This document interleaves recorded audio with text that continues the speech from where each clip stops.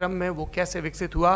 मैं उम्मीद करता हूँ कि हम आज इन बुनियादी सवालों के कुछ जवाब हासिल करने में कामयाब हों। मैं सबसे पहले मंच पर आमंत्रित कर रहा हूँ मुफ्ती शमाइल नदवी साहब को। आइए सर जी।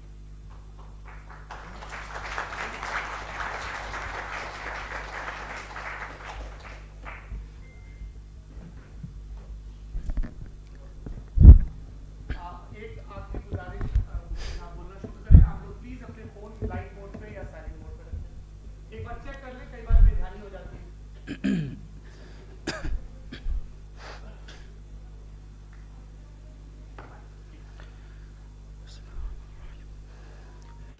अस्सलामुअलैकुम वरहमतुल्लाहि वबरकातुहू। नाज़रीन, आप सबसे पहले इस वीडियो को मुकम्मल देखिए। एक आखिरी गुजारिश, आप बोलना शुरू करें। आप लोग प्लीज अपने फोन फ्लाइट मोड पे या साइलेंट मोड पे रखें। माशाअल्लाह, कितनी प्यारी वीडियो कई है बार बेध्यानी हो जाती है और कितना खूबसूरत पैगाम दिया गया है इस वीडियो के जरिए।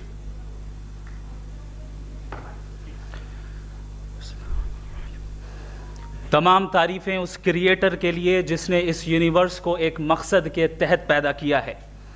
रिस्पेक्टेड जनाब जावेद अख्तर साहब, मिस्टर सौरभ द्विवेदी और respected audience, thank you all for being here today. आज की डिबेट में चूंकि हम बात करने वाले हैं डज गॉड एग्जिस्ट के टॉपिक पर, तो ये एक ऐसा टॉपिक है जिसके मुताल्लिक कोई भी डिसीजन लेने के लिए अलग अलग स्टैंडर्ड्स हो सकते हैं। लिहाजा डिबेट के शुरू में ये ज़रूरी है कि हम ये जान लें कि आज के इस टॉपिक में कौन सा स्टैंडर्ड सही होगा और कौन सा गलत होगा। सबसे पहला स्टैंडर्ड जिसे मैं समझता हूं कि हमारे रिस्पेक्टेड जनाब जावेद अख्तर साहब बड़ी तेज़ी के साथ उसकी तरफ लपकेंगे, वो है साइंस। जबकि साइंस दर हकीकत खुदा के एग्जिस्टेंस को डायरेक्टली साबित करने या उसके एग्जिस्टेंस को डिनाई करने के लिए स्टैंडर्ड नहीं बन सकती। और उसकी वजह क्या है, ये मैं नहीं कह रहा, ये वो लोग कह रहे हैं जो साइंस के एक्सपर्ट्स हैं। नेशनल एकेडमी ऑफ साइंस कहती है science doesn't have the processes to prove और disprove the existence of God. Why? क्योंकि साइंस का ताल्लुक एम्पेरिकल एविडेंस से है और एम्पेरिकल एविडेंसेस का ताल्लुक हमारे नेचुरल और फिजिकल वर्ल्ड से है, जबकि गॉड नॉन फिजिकल और सुपर नेचुरल रियलिटी है।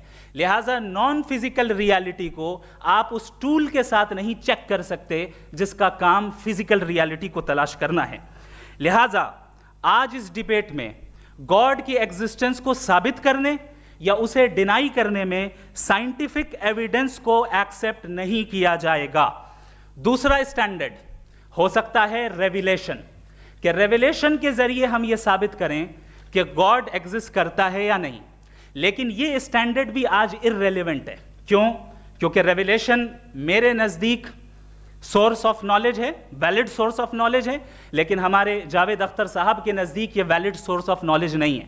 लिहाजा आज की डिबेट में मैं एक भी एविडेंस किसी भी मजहबी स्क्रिप्चर से नहीं दूंगा ताकि जावेद अख्तर साहब के लिए वो अनएक्सेप्टेबल ना हो। तीसरा जो मेयार हो सकता है वो है ऑब्जर्वेशन, कि भाई कोई कहे कि हमें खुदा दिखाओ, अगर है तो दिखाओ, या ये कि खुदा के एग्जिस्टेंस पर एम्पेरिकल एविडेंस दो, तो ये है दर हकीकत गलत टूल का इस्तेमाल करना। ये ऐसा ही है कि जावेद साहब मुझसे ये मुतालबा करें कि मुफ्ती साहब आप मेटल डिटेक्टर के जरिए प्लास्टिक डिटेक्ट करके दिखाएं। अब चूंकि प्लास्टिक डिटेक्ट नहीं हो पा रही है लिहाजा plastic does not exist. No, you are using the wrong tool. इस टूल से प्लास्टिक को डिटेक्ट नहीं किया जाता। लिहाजा मैं समझता हूं कि गॉड के एग्जिस्टेंस पर एम्पेरिकल एविडेंस का मुतालबा करना एक बचकाना मुतालबा है और हमारे रिस्पेक्टेड जनाब जावेद अख्तर साहब इस स्टेज से अब बहुत आगे निकल चुके हैं।